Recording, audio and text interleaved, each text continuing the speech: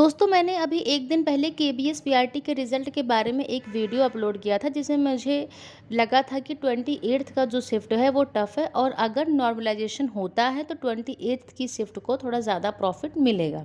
ये मेरा मानना था और मैं इसमें श्योर नहीं हूँ क्योंकि जो मुझे टफ़ लग सकता है वो सामने वाले को ईज़ी भी लग सकता है। बट जो एक ओवरऑल सिनेरियो था जो मेरी फैमिली में और भी कई लोगों ने केवीएस का एग्ज़ाम दिया था। ऑलमोस्ट 4-5 लोग तो मेरी फैमिली में ही दिए थे। मेरे यहाँ केवीएस के भी 3 से 4 लोग टीचर हैं। मेरी फैमिली का जो बैकग्राउंड है वो काफ़ी टीचिंग से रिलेटेड बैकग्राउंड है और मेरे यहाँ यूपी टीचर और केवीएस के टीचर काफ़ी ज़्यादा हैं। तो मुझे इस बात का आभास थोड़ा बहुत रहता है कि केवीएस में या फिर टीचिंग में कैसे क्या होता है। आफ्टर ऑल मैं फ्रेशर हूँ। मैंने अभी केवीएस का एग्ज़ाम दिया था, नवोदय का एग्ज़ाम दिया था। नवोदय में मेरी फ्रेश लिस्ट में तो मेरा नाम नहीं था बट वेटिंग लिस्ट में मेरा फर्स्ट वेटिंग है, तो गॉड ग्रेस शायद मेरा फ्रेशर में ही सिलेक्शन हो जाए। और ये मैं मेहनत तो है ही, वो तो करते ही है, हर कोई करता है जो इंटरव्यू तक पहुंचता है, बट इसमें किस्मत का भी मैं बहुत बड़ा रोल मानती हूँ। खैर ये तो बात हो गई मेरे बैकग्राउंड की, जिस बेसिस पे मैं कुछ भी कहती हूँ। अदरवाइज़ मैंने अभी तक कोई वीडियो अपलोड नहीं किया था पीआरटी का। पीआरटी का जब से रिज़ल्ट आया है, जब से पीआरटी के एग्ज़ाम की नोटिफिकेशन आया है, उससे भी पहले से मेरे वीडियोस चैनल पे आते रहते हैं। मेरा चैनल उससे पुराना है। अगर मुझे कोई इन्फॉर्मेशन के बिना ही कुछ बोलना होता तो मैं पहले भी बोल सकती थी क्योंकि मेरे वीडियोस लगातार आते हैं, कोई इसमें बड़ी बात नहीं है।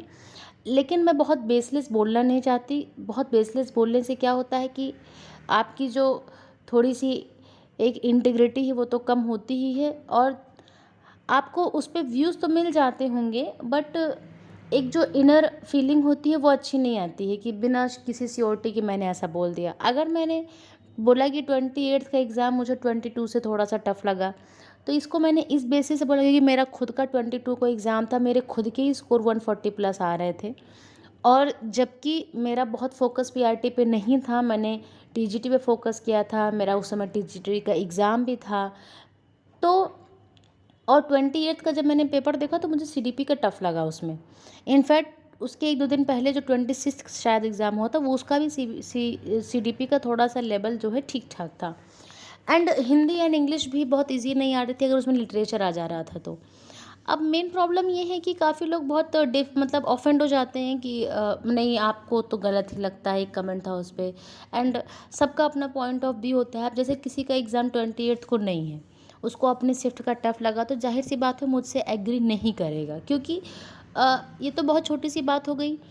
यहाँ तक कि कुछ लोग तो गवर्नमेंट के फैसले से भी एग्री नहीं करते। ये तो मेरा एक छोटा सा पॉइंट ऑफ व्यू है। लेकिन मेन प्रॉब्लम ये है कि अगर मैंने कुछ अपलोड किया है तो एक जस्ट एन इन्फॉर्मेशन मैंने अपलोड किया है कि ऐसा है और ऐसा लगता है। इसका कोई मतलब नहीं है कि मुझे इससे कोई मतलब है। मैं आपको बता दूं कि मेरा बीएड है और बीएड पीआरटी से ऑलरेडी बाहर हो चुका है। मैंने कभी भी पीआरटी के कोई कंटेंट नहीं बनाए क्योंकि मुझसे जुड़ा हुआ कंटेंट नहीं है। दूसरी बात ये है कि मेरी ऑडियंस भी पीआरटी की नहीं है ज़्यादा, इसमें कोई पीआरटी का ऐड नहीं होगा, तो इसलिए मैं पीआरटी के वीडियोस बहुत प्रेफर नहीं करती। जस्ट बिकॉज कि कुछ कैंडिडेट्स कॉमन हैं या अभी कुछ ऐड हो गए हैं मेरे में पीआरटी से जुड़े जो उन्होंने पीआरटी का एग्ज़ाम दिया था और मेरे यहाँ डिस्कशन हुआ। हमारे बहुत सारे फ्रेंड्स हैं, मेरा टेलीग्राम ग्रुप है, बहुत सारे फ्रेंड्स हैं जिन्होंने अपने अपने मार्क्स शेयर किए जो बीएड के थे और वो निकाल दिए गए, मतलब निकल गए सुप्रीम कोर्ट के ऑर्डर की वजह से। एंड बीडीसी के भी हमारे बहुत सारे, हमारे जो कज़िन्स हैं, हमारे जो ब्रदर्स हैं, उनके भी फ्रेंड्स थे। तो बहुत सारे लोगों ने, हम लोगों ने बहुत सारे डाटा कलेक्ट किए, बहुत ज़्यादा बहुत ऑथेंटिक डाटा कलेक्ट किए।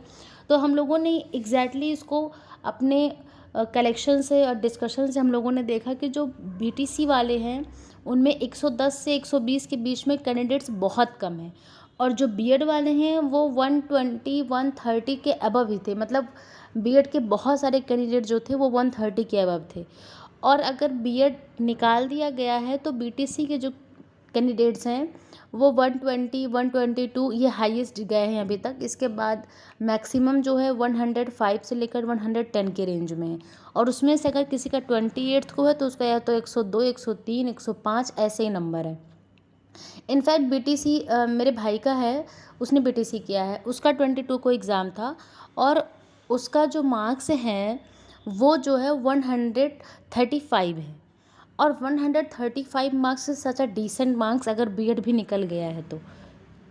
तो ऐसे ही जितने भी और भी हमारे फ्रेंड्स थे उनके भी जितने भी मार्क्स शेयर किए, उन्होंने बताया कि नहीं मेरा इतना है।